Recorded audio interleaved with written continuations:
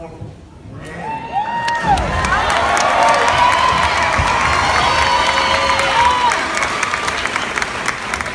So much of, when you're walking around in LA or, wherever I live in the summertime and, whatever city I'm playing or coaching, it's about who I am, as a basketball player, who I am as a coach, who I am as a figure.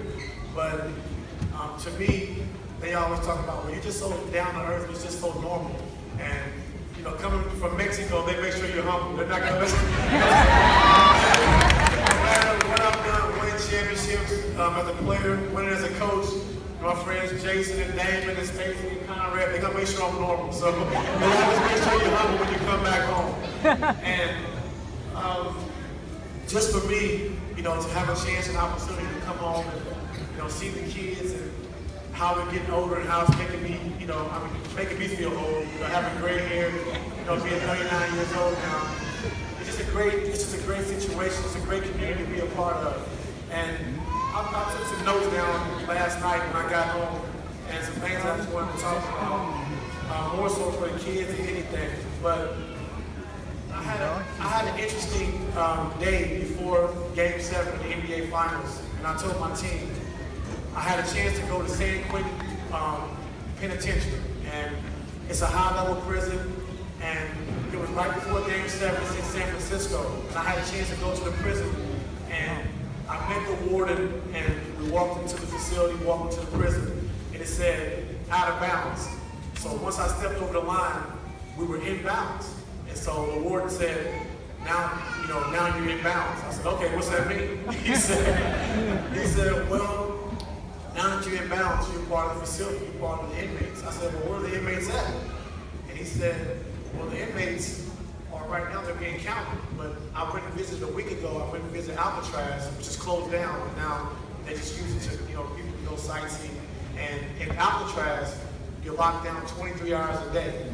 And the only time you get out of your cell is for 3 meals, 20 minutes a day. And so he said the difference between here and Alcatraz is that the prisoners are on the yard and eating in the library from 6 o'clock in the morning to 8:30 at night.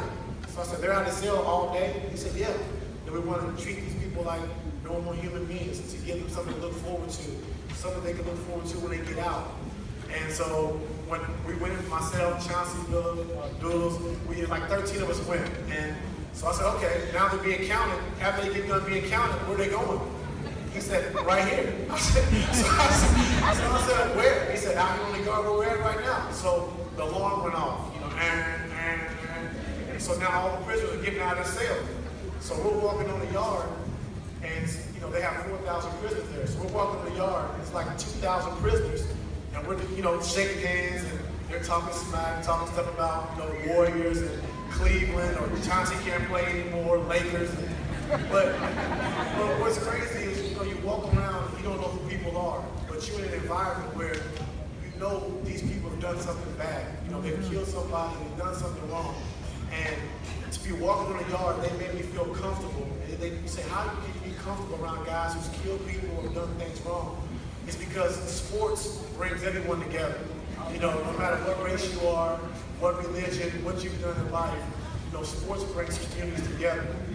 And I just had a chance to sit down and think, and I told my players, you know what? One bad night, one long car ride, one wrong turn, anything can happen, and we could have been in this position. We was able to beat the odds from the environments we come from the things we go through every day. One wrong night, one bad night, we could have been in this position.